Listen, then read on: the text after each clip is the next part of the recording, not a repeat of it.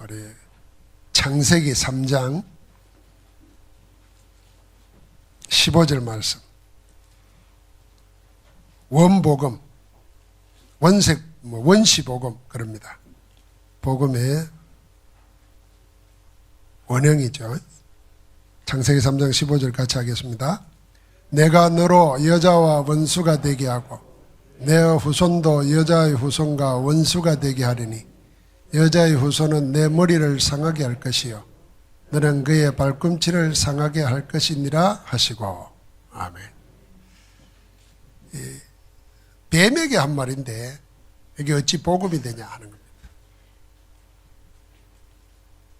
뱀 사단은 하나님의 최고 걸작품인 하나님의 형상으로 하나님의 생기로 그래서 에덴의 통치권을 다 위임받은 인생을 한 번에 넘어뜨려 버렸습니다. 그게 창세기 3장이고 당한 사람 입장에서는 제 원죄입니다. 사단의 입장에서는 승리한 겁니다. 하나님의 걸작품을 단판에 끊어버려요. 형상, 생기, 에덴의 통치권 막 무릎 꿇게 버려요. 사단이. 얼마나 신났겠어요, 사단이. 진짜 찰나예요. 잠시 잠깐이지만 하나님이 살아계시잖아요. 나타나서 하와에게 물어서 누가 이렇게 했냐. 아담에게 물었죠. 누가 이렇게 했냐. 이때 벌써 넘어갔어요. 하나님이 내게 준 여자가 그랬어요. 책임전 가는 거는요 죄의 첫 번째 결과입니다. 그러니까 늘 남 탓하잖아요. 이거는요 죄의 첫 번째예요.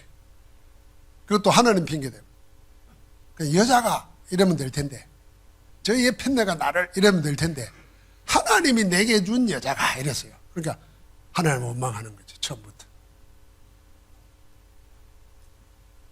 그러니까 그래 여자한테 가서 하와한테 네가 이렇게 했냐 그러니까 아니라고.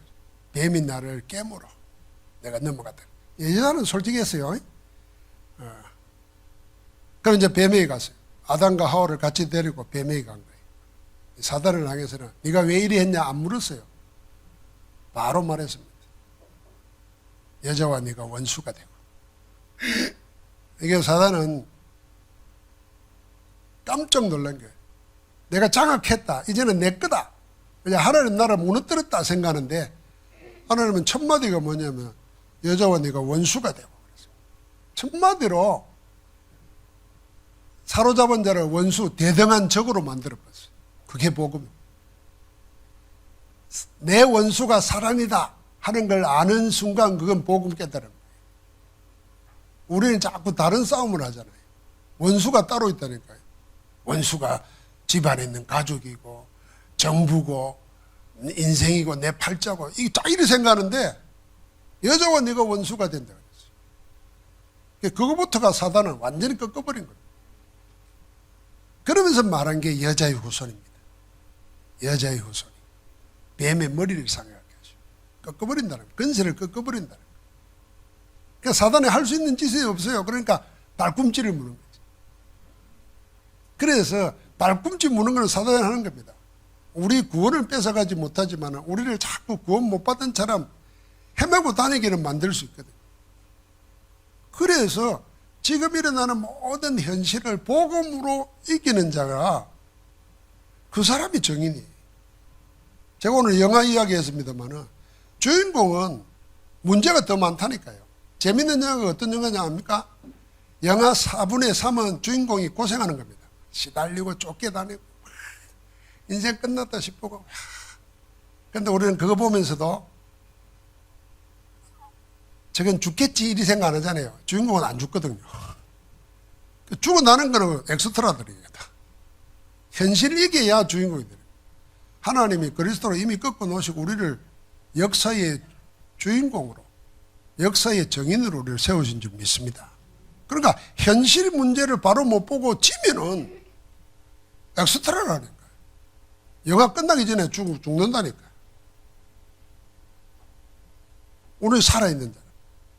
자, 이 복음 안에서 여러분과 내가 어떤 자냐 하면은 우리는 다 흩어진 자입니다. 자, 오늘 우리가 모였다가 집으로 돌아가잖아요. 그게 교회는 모이는 교회와 흩어지는 교회 그럴 때 우리가 현장에, 가정에, 업에 다 있는 거는 교회로 흩어지는 교회입니다. 자, 이 흩어진 자들의 파수망대입니다. 우리는 어떤 파수망대를 만들고 갖춰야 되냐 하는 겁니다. 그래서 먼저 생각할 것은 모든 망대의 기본입니다. 모든 망대의 기본 첫 번째가 뭐냐? 하나님의 말씀은 반드시 성취된다는 겁니다. 복음은 성취됩니다. 더 바꿔 말하면 복음 아닌 것은 성취 안 됩니다. 그래서 복음만 하나님의 뜻대로 이루어지는 겁니다. 그럼 나는 어디 안에 있어야 되겠습니까? 복음 안에 있어야 되는 거죠. 그 복음의 가장 원형이 창세기 3장 15절이에요. 계속 복음을 설명하는 겁니다. 그게 창세기 6장 14절의 방주입니다. 복음을 설명하는 거예요. 그게 아브라함을 불러내면서 내가 내게 지시할 땅으로 가라는 거예요. 메시아 보낼 땅으로 가 있으라는 거예요. 그러니까 우리는 하나님의 말씀은 반드시 성취된다는 그 확증 가져야 됩니다. 그래서 이루어진 것과 이루어질 것, 전파될 것을 말하고 너희가 여기에 증인이다. 이렇게 주님이 마지막으로 하신 말씀. 그러면 우리는 이 복음의 증거를 가지고 복음 안에서 뭐요? 그 이름으로 응답받는 겁니다. 기도입니다, 이게. 그 이름. 모든 예언을 성취하신 그 이름 그리스도. 모든 말씀을 이루실 그 이름 예수 그리스도. 그 이름을 우리에게 주셨습니다. 그래서 요한복음 14장 14절에 내 이름으로 기도하라 그랬어요. 그러면 내가 이루리라 그랬습니다. 이 이름이 뭡니까? 빌립보서 3장 21절에 보니까 모든 만물을 무릎 꿇게 하는 겁니다. 빌립보서 2장에 보니까 하늘에 있는 자들과 땅에 있는 자들과 땅 안에 있는 모든 자들로 예수의 이름 앞에 무릎 꿇게 하시고, 이게 하나님이 하실 일입니다. 무릎 꿇게 만드는 일이에요. 그 이름을 우리에게 주셨습니다. 그래서 우리가 불러야 될 이름, 우리가 사용해야 될 이름, 우리가 누려야 될 이름이 뭐냐? 예수가 그리스도다. 이 문제에 대한 해답, 지금 내 인생, 내 현실에 대한 해답, 그리스도라. 그래서 제가 세 가지 감사 내용 늘 이야기했지 않습니까? 이 복음 알게 해주신 것에 대한 감사하고, 오늘의 현실, 내 문제 없는 게 아니잖아요. 이걸 그리스도로 이기게 하시니 감사하고, 복음 거의 누리는 겁니다. 복음만 말할 수 있도록 해주시니 감사하고, 감사한 거, 그리스도 이름만. 자, 그러면서 그 이름의 응답 가지고 하는 것이 전도 아닙니까? 전도하려고 그러면 여러분과 나에게 있어야 될 게 뭐냐? 인생 메시지라고 말이에요. 목사만 설교할 메시지가 있는 게 아니고 중직자 렘넌트들도 자기 인생 메시지가 있어요. 인생 메시지가 있어야 나도 살리고 다른 사람도 살리고 교회와 현장도 살리는 겁니다. 메시지 없으면 못 살립니다. 메시지가 있어야 나를 치유도 할 수 있고 회복도 할 수 있습니다. 그래서 우리가 하나님 말씀을 언약으로 붙잡고, 아까 우리 캐나다 렘넌트가 하는 말 중에 자기는 뭐 내가 왜 이 캐나다에 와 있는지 모르겠다고 그랬다잖아요. 그런데 온라인으로 합숙 받다가 그때부터 달라진 게 뭐라 그랬어요? 강단의 말씀을 언약으로 붙잡게 됐다. 이거 진짜 아무 말 아닌 것 같은데 모든 거예요. 사람들은 설교 어떻게 듣는가 위로받으려고 듣습니다. 위로받으려고 들어요. 내 마음의 위로. 나는 다 돼 있고 마음에 좀 우울하고 좀 힘들고 그러니까 내 위안이 필요해. 그래서 설교 들으려고 쇼핑하는 거예요. 위안될 수 있어요. 목사님들이 얼마나 공부를 열심히 하는데 얼마나 파악하는 것 중에 파악하는 게 심리적인 거고 사회적인 거 다 파악하는 거잖아요. 그래가지고 거기에 맞는 거 성경 가지고 답 주려고 하니까 뭐 얼마나 하겠어요. 나는 머리가 나빠서 못하지만 머리 좋은 목사들은 얼마든지 합니다. 그래서 이 이 심리학을 가지고 설교를 하기 시작하면은 사람들이 인기 끌어요. 근데 그게 복음 메시지가 아니라는 걸 깨달을 수가 없습니다. 내 마음에 위로만 되면 그걸 복음이라 생각합니다. 세상에 제일 힘든 게 뭐겠습니까? 마약 먹어도요, 기분 좋습니다. 미친다는 거예요, 마약 먹으면. 세상에 여기가 천국인가 이런다잖아요. 근데 깨면 어떻게 돼요? 마찬가지입니다. 성취 안 되는 말씀 가지고 위로받았는데 그 다음에 오는 거 감당 안 되는 거예요. 그러니까 우리가 나를 살리려고 해도 인생 메시지가 있어야 돼요. 그게 어디서 나오냐? 여기서 나오는 거예요, 여기서. 복음만 성취되게 돼요. 그리고 그 말씀 언약으로 붙잡고 기도할 때 참된 응답 받는 겁니다. 그 속에서 내가 내 인생의 메시지가 나와야 돼요. 그래서 우리 다락방 메시지가 인생 메시지예요, 사실은. 그리스도가 모든 문제 해결자. 난 우리 교회를 지으면은 그 밖에다가 그걸 써놓고 싶어요. Jesus Christ is the answer. 그러면 예수 그리스도는 해답이다. 내가 영어 선수는 바로 된지 모르겠는데 하여튼 그리스도가 해답이다. 그러다 더 정확하게 말하면 모든 문제에 대한 해결이다. 그 한마디로 교회가 뭔지를 설명해요. 여러분과 내 문제의 해답이 문제가 뭐고 문제가 뭐든지 관계없습니다, 사실. 해답은 그리스도다. 그 다음만 찾아도 그 인생 메시지를 가지고 다른 사람 다 살리는 거예요. 사실 유목사는 그 메시지 하나 가지고 지금까지 하시는 거예요. 다 살리는 거예요. 우리에게 이게 와야 돼요. 자, 이걸 여러분 우리가 어디서 찾을 거냐 생각해야 돼요. 이태원 참사를 생각해 보십시오. 대부분 처음에 아이고 왜 이리 됐나 불쌍하다 이 생각이잖아요. 그거는 누구나 가지는 감정이에요. 전문가들은 뭘 봅니까? 이 사고가 왜 생겼는가를 원인을 분석하는 거예요. 그럼 원인을 분석하다 보니까 경찰이 어떻고 막 하잖아요. 전문가는 분석하는 원인이 다 다릅니다. 그런데 이 밀집한 군중들의 심리를 연구하는 사람들을 이야기 들어보니까 1제곱미터 안에 3명이 있어야 된다잖아요. 그런데 그때는 1제곱미터 안에 10명 정도가 있었다잖아요. 벌써 1제곱미터 안에 5명만 들어가도 답답하대요. 그런데 그 다음부터 분석은 뭐냐면 그 이상 되면은 거기 모인 무리를 뭐라 그러냐면은 이상군중이라 그런대요. 벌써 이상이 왔다는 거예요. 그리 되면은 그 다음부터는 자기 머리하고 몸이 따로 논대요. 아무리 강조를 해도 못 따라간대요. 본능적으로 살는 쪽으로 간대요. 자기 통제가 안 된다는 거예요. 그렇게 분석을 하더라고요.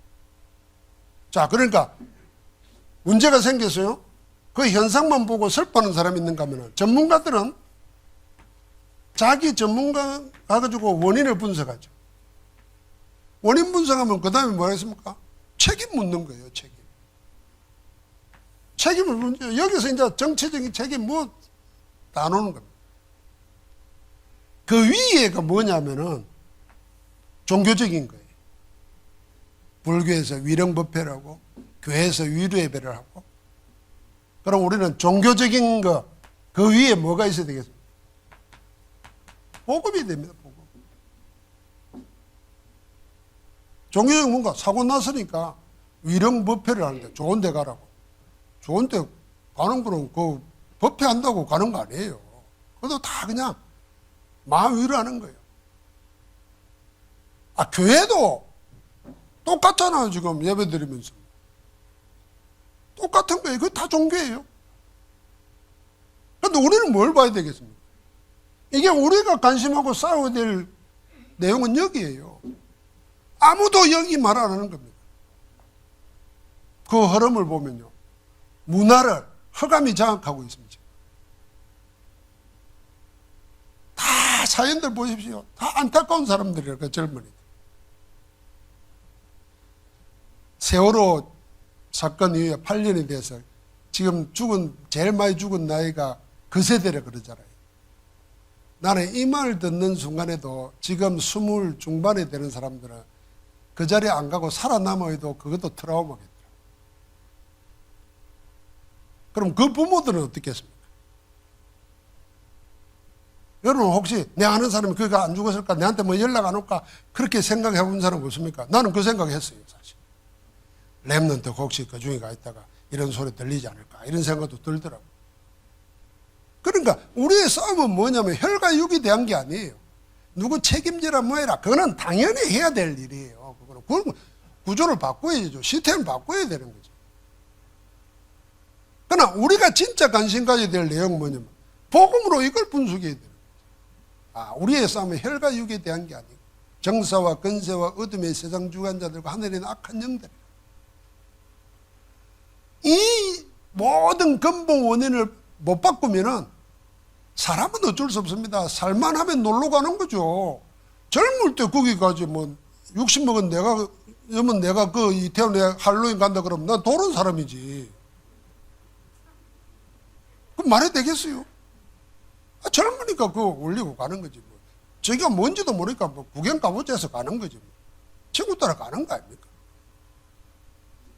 근데 왜 그런 문화를 이용하느냐? 먹고 살는 장사꾼들이 하겠죠. 주로 노는 거.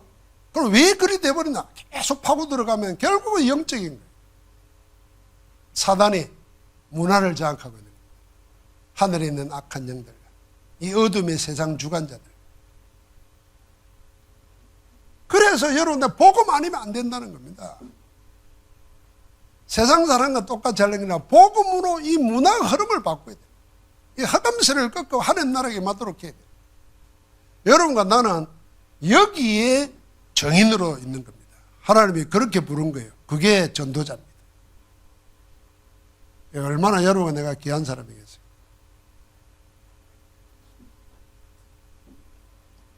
제가 그 소방관들 드라마를 하루에 한 편 정도는 봅니다. 네, 왜냐면 시리즈가 있으니까 자꾸 보는데 보면서 느끼는 게 뭐냐면 소방관들이 자기 자부심이 대단하더라고요. 죽은 자 살리는 거. 그런데 불 끌어갔다가 사람을 못 살리면 그것 때문에 고민하고 막 트라우마에 빠지고 다른 문제 오고 막 이런 얘기들 많이 나오더라고요. 우리는 불에 빠진 사람 살리는 사람보다도 더한 사람입니다. 불인지도 모르고 뛰어드는 거예요. 지금. 영혼을 멸망시키고 육을 멸하는 게 아니라 영혼까지 멸망시키는 사단에게 지금 끌려가고 있는데 그걸 살리러 가는 거예요. 하나님 우리를 그렇게 택하신 줄 믿습니다. 그래서 전도 놓고 기도해야 돼요. 인생 메시지를 가지고 기도해야 돼요. 자, 그래서 이게 기본이 되어서 우리가 뭘 해야 되느냐 할 때 여러분 내가 제일 중요한 첫 번째가 뭡니까? 영적 치유입니다. 영적 치유 안 되면은 반드시 육신, 삶의 문제 옵니다. 그거 전체가 질병입니다, 사실은. 그리고 이 모든 축복을 사실적으로 누려야 될 사람들이 고통당하고 있습니다. 무력합니다. 그래서 우리는 예배 치유해야 됩니다.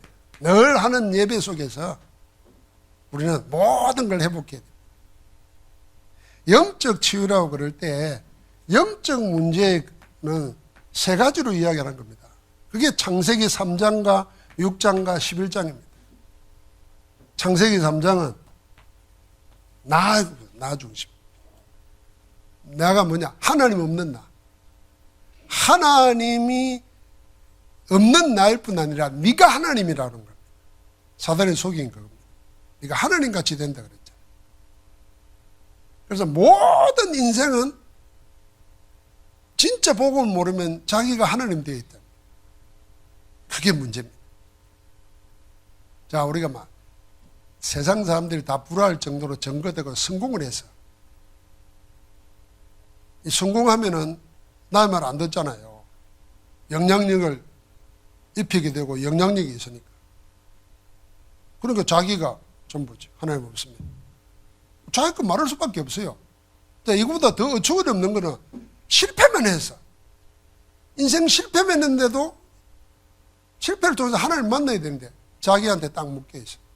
이거는 성공한 사람들은 봐주기라도 하지만 실패한 사람이 하나님 모른다는 거는요 진짜 망할 짓이에요. 자기한테 딱 묶여 있는. 더 무섭습니다. 여러분, 교만도요, 못 배운 사람의 교만이 더 무섭습니다. 있는 부자의 교만은 당연한 거예요. 돈도 없으면서 교만한 사람 있잖아요. 진짜 무서운 거예요. 그게 뭡니까? 창세기 3장이에요, 전부. 그래서 사람이 그 마음에 하나님 두기를 싫어한다 그랬어요. 처음부터 사단이 심어놓은 6장이 뭡니까? 그래서 자기가 내 피림 돼버려요. 나의 것. 내 것만 생기는 거예요. 조금 확대되면 우리 것, 우리 가족 것. 나중에는 뭡니까? 나의 현장, 내 성공. 그게 바벨탑 쌓는 거예요. 전부 다 여기에 묶여있단 말이죠. 나의 것, 나의 현장, 내 성공.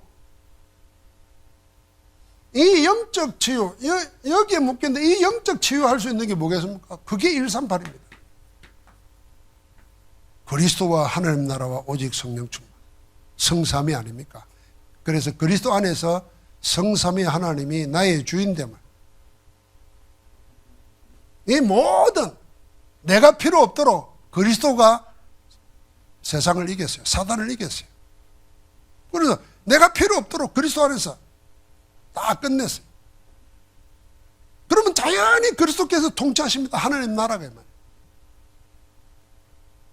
내 힘이 아니라 하나님 주신 힘으로 사는 겁니다. 성령 충만. 다시 한번 묵상하시면서 생각해 보시기 바랍니다. 왜 주님이 마지막에 오직 성령이 너희에게 임하시면 너희가 권능을 받고 딴 것까지 정인되리라. 된다 그랬잖아요. 그런데 조건 딱 하나 있습니다. 오직 성령이 임하시면. 이게 어려운 게 아니잖아요. 이게 얼마나 우리에게 축복이고 은혜입니까? 내 능력, 내 가난한 것, 내 병난 것, 내 괜찮다는 거 상관없다는 거예요. 성령이 임하시면. 그래서 간절한 마음으로 모여 아무것도 없고 밖에 상황이고 아무것도 안 되는 속에서도 약속만 붙잡은 겁니다. 그게 올인한 거예요. 성령으로 충만케 하옵소서. 약속하신 것으로 옷 입혀 주옵소서. 그게 40일이고 그게 10일이고 주일마다 모일 때, 예배 때마다 모일 때 거기에 집중한 거예요. 그래 한번 생각해 보세요. 오직 성령이 너희에 있으면 그 앞에 뭐라 그랬습니까? 그렇게 40일 동안 하나님 나라의 일을 듣고 나서도 질문이 이스라엘 나라가 언제 이 말이잖아요. 40일을 집중하고도 질문이 마지막 질문이 언제 이스라엘 나라가 회복됩니까? 이거지. 그래서 그거 아직도 모르겠냐? 오직 성령이 너에게 마십니다. 얼마나 감사한 일입니까? 제가 처음에 신학교 가서 두려운 게, 야, 내가 촌놈 맞구나. 이 촌놈이란 말 안에 옛날에는 내가 별 의미를 생각 안 했어요. 그러니까 그건 내가 선택할 수 없잖아요. 내 부모가 촌에서 태어나서 촌놈인데. 근데 서울 출신, 그리고 믿는 집에 목사 아들이나 장로 집에 아들. 얘들 보니까 내하고 생각하고 말하고 문화가 달라. 그래서 내가 그런 생각했다니까. 야, 내가 서울에 잘 믿는 집에 부잣집에 태어났다면 내가 얼마나 고매했을까. 말하는 것도 다르구만. 내가 종종 지랄 이러는데 그런 말 쓸 이유도 없구만. 내가 촌에 살아서 그런 거예요. 지금 욕을 안 해서 그렇지. 우리는 욕이 그냥 요즘 중학생보다도 더 많이 욕을 했어요. 우리는 바닷가 사니까 그냥 듣는 게 욕이에요. 욕 그러니까 자꾸 생각이 날라 그러는데.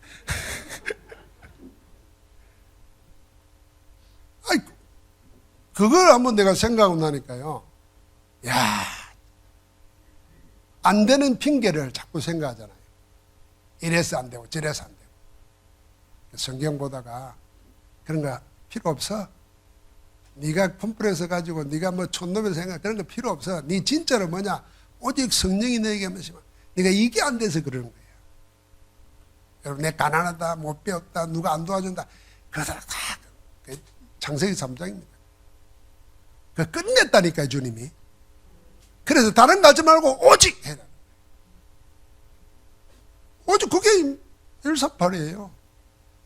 138로서 영적 치유가 됐는데 이걸 언약으로 우리의 영혼에 각인불이 체질화시키는 거예요. 그러면은 질병 치유도 그 다음입니다. 이거는. 여러분, 질병이라는 건 뭐 13장에 영적 질병 나오지 않습니까? 이 영적 질병 속에서 삶 문제, 육신 문제 다 나오는 겁니다. 이 문제를 치유하는 키가 뭐냐는 겁니다. 그게 상구상 기도입니다. 이건 138이라면은 이 138을 실제로 기도로 나를 치유하는 겁니다. 내 질병, 내 영, 내 정신, 생각, 내 삶, 육신. 보통 영적 답이 없는 분들은 육신의 질병 오면요 다 무너져 버립니다. 그래서 사람들이 좀 정신이 들면 마지막에 이양 죽는가? 내가 막 세상 등지고 한번 내가 살게 때려가지고 올라가는 게 이제 산속이잖아요. 그게 인기 있대요. 자연인. 이게 자연인이다. 야, 그 들어보면 그 진짜 다 영적 문제 아니겠어요, 다? 그래가지고 올라갔다가 이제 자기 나름대로 막 즐겁고 행복하게 산다는데, 그거 왜 남자들이 더 좋아한다 그러대요? 왜 좋아할까요? 집을 벗어나고 싶은 거예요.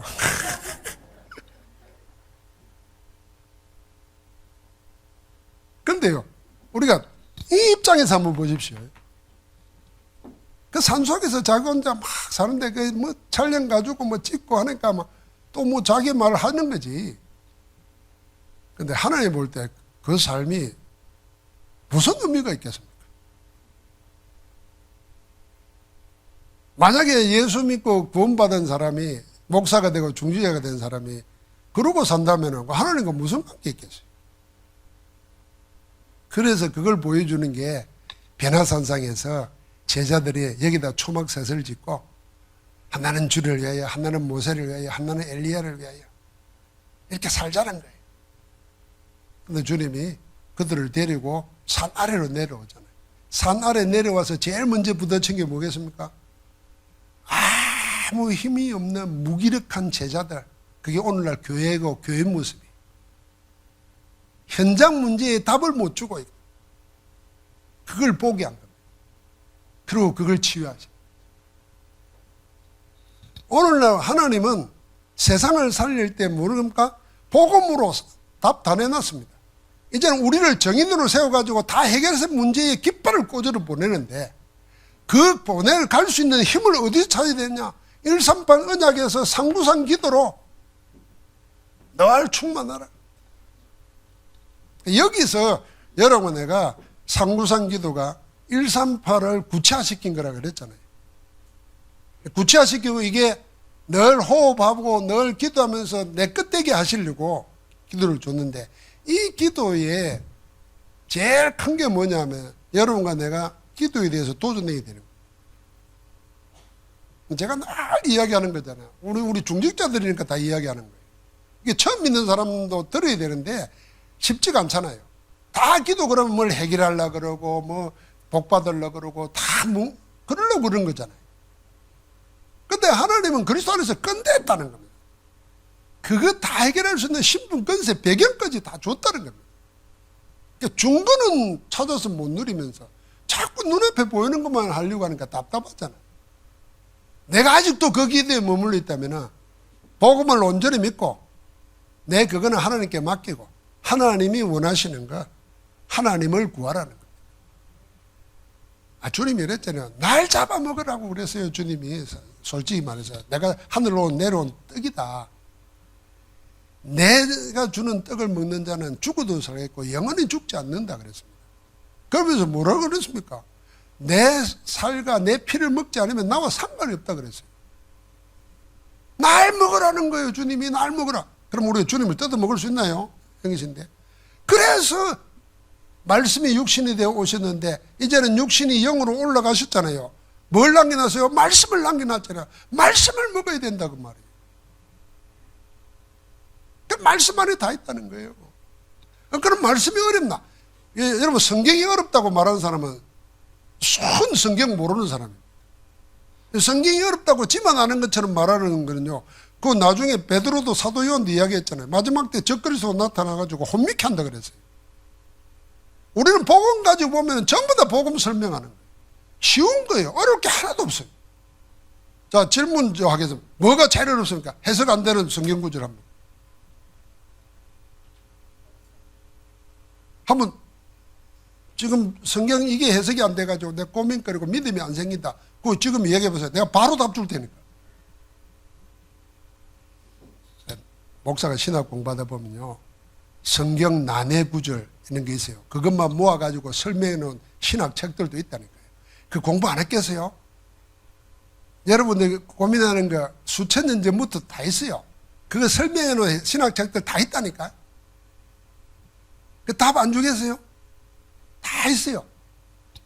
그런데요, 공부할 필요도 없어. 성경 안에서 그리스도 만나고 그리스도 살아계시고 지금도 말씀이 성취되고 있다는 걸 알면은요, 어려운 성경이 하나도 없습니다. 성경이 쉬워서 가치 없다가 아니고 이렇게 쉽기 때문에 이렇게 편안한 거예요. 여러분, 밥 먹기가 힘들다 그러면 병든 거잖아요. 성경이 어렵다 힘들다, 그 속임 당하는 거예요. 몸에 익어야지, 손에 익어야 편할 거 아닙니까? 그래서 우리는 성경을 대하는 걸 손 유교적으로 대했잖아요. 성경책, 이거 함부로 하면 안 돼. 그래서 성경책이 절대 낙서 안 해. 그 성경책 다 보관 잘해놔. 주일날 올 때만 써. 하나님이 그러라고 준 책이 아닙니다. 여러분, 낙서해도 벌 안 받습니다. 저주 안 받아요. 나는 다 성경책에다 낙서했어요. 괜찮아요. 그러니까 말씀을 먹으라는 거예요. 그 말씀을 기도로 먹는 거예요, 사실은. 그 상고사만은 다 있는 거예요. 그때 이 질병은 여러분 육신의 병뿐만 아니에요. 마음 생각 무너지니까 육신 무너지는 거, 삶 무너지는 거 아닙니까? 마음 생각이 왜 무너집니까? 인도 못 받으니까 무너지는 거예요. 영이 죽으니까. 내 영을 살리는 거 하나님의 말씀입니다. 그래서 사실은 평신도들은 성경 해석할 필요도 없어요. 목사는 그거 한다고 고민하고 기도하는 거니까 그냥 먹으면 돼요. 설교집 만들어서 해놨더니 사가지도 않고 딱 박경숙 전사 혼자만 사갔네요. 사서 선물들 하세요. 우리 목사님이 24시간 기도하면서 우리에게 전해준 메시지인데 이번에 책으로 나왔다. 내가 선물한다. 줄 때 그냥 한 읽어봐라. 이래주면 안 읽는다니까. 귀한 거라고 해줘야지. 사가지고 읽어본 사람 손 들어봐요. 집에 모셔놨습니까? 말라고 모셔놓습니까? 그거 가지고요, 40일 집중하는 분들은 옥중서신 가지고 주일날 하나하나 이미 들었던 거잖아요. 하나하나 줄 거 가면서 여러분 메시지로 만드는 집중을 하루에 하나씩 보면서 한번 해보세요. 그 책에다가 낙서 안 한 거예요. 자, 그러면은 이제 진짜 우리가 진짜 해야 될 치유가 뭐겠습니까? 예배 치유입니다. 그래서 유목사님이 뭐 했냐면 우리에게 계속 메시지를 공급해 준 겁니다. 그게 바울 서신, 베드로 서신, 사도 요한의 서신, 이게 전부 다 현장에 교회의 제자들에게 답을 주는 메시지. 그러니까 결국은 예배는 뭐냐면은 내 인생 메시지를 받는 곳이에요. 내 메시지를 확인하는 곳이에요. 그래서 우리 개신교의 예배의 핵심은 뭐냐면은 말씀이잖아요. 말씀. 예배의 4가지 4대 요소가 있잖아요. 그게 찬양, 기도, 말씀, 헌금입니다. 이 4가지가 예배의 핵심이에요. 그 중에 제일 큰 키가 뭐냐면 다른 건 우리가 하나님께 드리는 거예요. 찬양도, 기도도, 헌금도. 하나님은 그 모든 걸 받으시고 우리에게 뭘로 답을 하시냐? 말씀으로 답을 주시는 거예요. 쉽게 말하면 강단 설교로 답을 주시는 거예요. 근데 다른 건 실컷 하고는 메시지를 못 붙잡아. 그러면은 그래서 나중에 예배 드리다가 피폐해지는 거예요. 아프리카 가서 예배인도 할 때요. 예배 드리는데 진짜로 이 사람들 2-3시간 온몸으로 찬양해요. 나도 거기 한번 예배 드려봤거든. 우리 주일날 참석해가지고. 설교 거의 없어요. 그러니까 피곤하지 자기들도. 먹는 거 시원찮지. 그렇게 열광적으로 했지. 이제 그럴 때 오는 다른 거 있잖아요. 우리가요 밥 안 먹고요 찬양 열심히 부르고 분위기 따라 하다 보면요 말씀 없지 딴 것 들어옵니다. 그래가 신비주의 되고 그래가지고 이상을 가는 거예요. 설교 들을 때 못 들어요. 못 들을 수밖에. 힘을 딴 데 다 쏟아.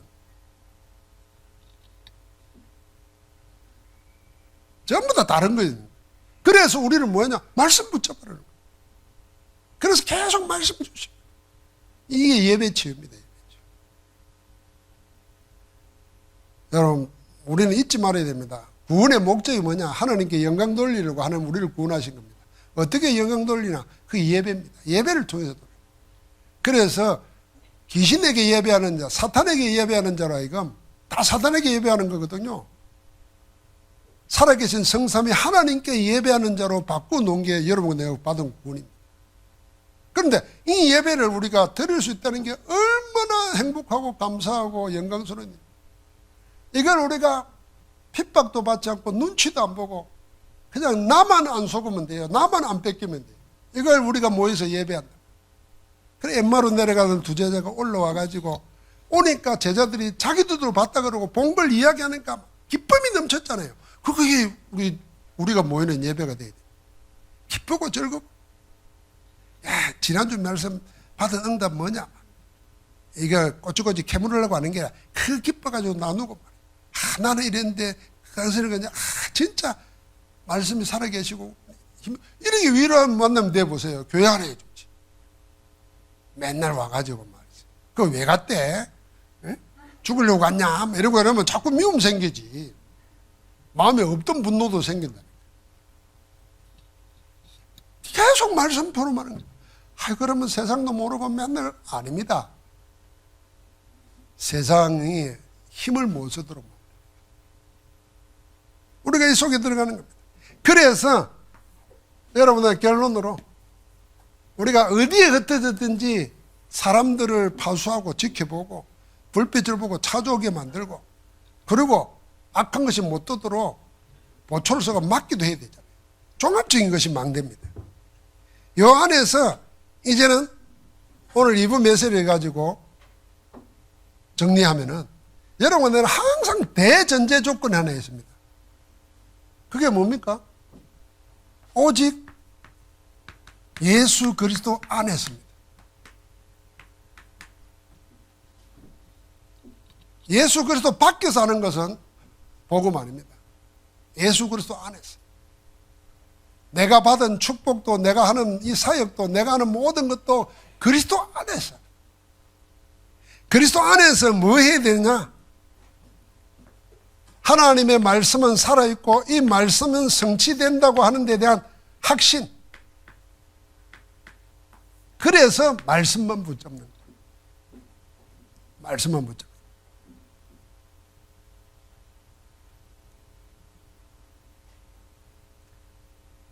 거예요. 신학도 그렇고요. 모든 신학에 이게 성경적인 신앙이냐 아니냐를 결정하는 게 뭔지 압니까? 성경을 뭘로 보느냐 그걸로 결정. 자유주의 신학이라는 게 뭐냐면 성경을 하나님의 말씀으로 안 봅니다. 성경은 오류가 있다는 겁니다. 왜? 사람이 썼기 때문에. 그래서 인간의 작품으로 봅니다. 그렇게 보면 틀린 거 있죠. 잘못된 거 있죠. 그 눈으로 성경을 쪼개는 겁니다. 여러분 성경을 하나님의 말씀 아니라고 연구한 책들 보면요. 우리가 성경 있는 거하고 달라요.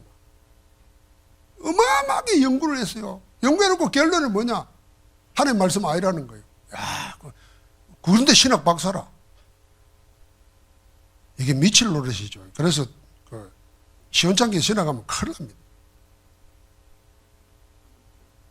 성경만 하나님의 말씀이다. 여기에서 모든 신앙이 갈라지고 신앙이 갈라지고 삶이 갈라지는 거예요. 우리는 뭐냐? 성경 하나님의 말씀. 그러면 하나님의 말씀은 어떻게 해야 되겠습니까? 내 믿음과 내 삶의 근거를 어디에 두어야 되겠습니까? 전부 다 말씀에 모든 걸 두는 겁니다. 거기에 정인으로 우리가 부름받았다 그 말입니다.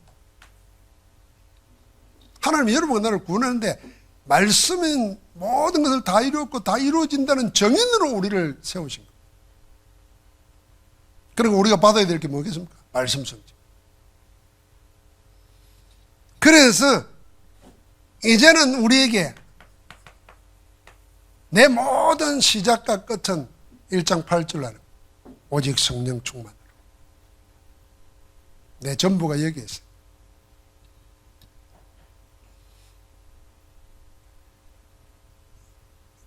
하나님께서는 영광을 받으시기를 원하시고 영광을 받으시려고 우리를 택하셨습니다. 그 말은 하나님이 모든 것을 허락하시기 위해서 우리를 택하신 거예요. 우리에게 뭘 안 주고 약 올리고 고생하다가 천국 오면 내가 다 갚아줄게, 그런 무당이나 종교가 아닙니다. 하나님 나라에 누릴 것을 이 땅에서 누리는, 그래서 하나님 나라를 보여주게 하기 위해서 우리를 먼저 택하신 거예요. 구약시대 때는 이스라엘을 택했는데 그 축복을 놓쳐버렸어요. 그래서 주님이 오셔가지고 책망한 내용이 그겁니다. 하나님이 새로운 공동체를 세워가지고 하나님 나라를 보여주려고 했다. 그게 초대교회입니다.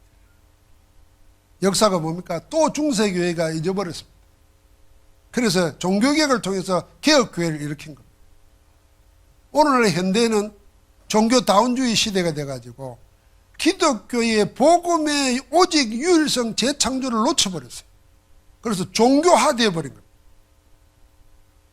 여러분과 나에게 이때 복음은 종교와 다르다는 걸 알고 오직 그리스도의 복음만 모든 문제에서 해결할 수 있고 세상 문제 해결할 수 있고 흑암세를 이길 수 있다.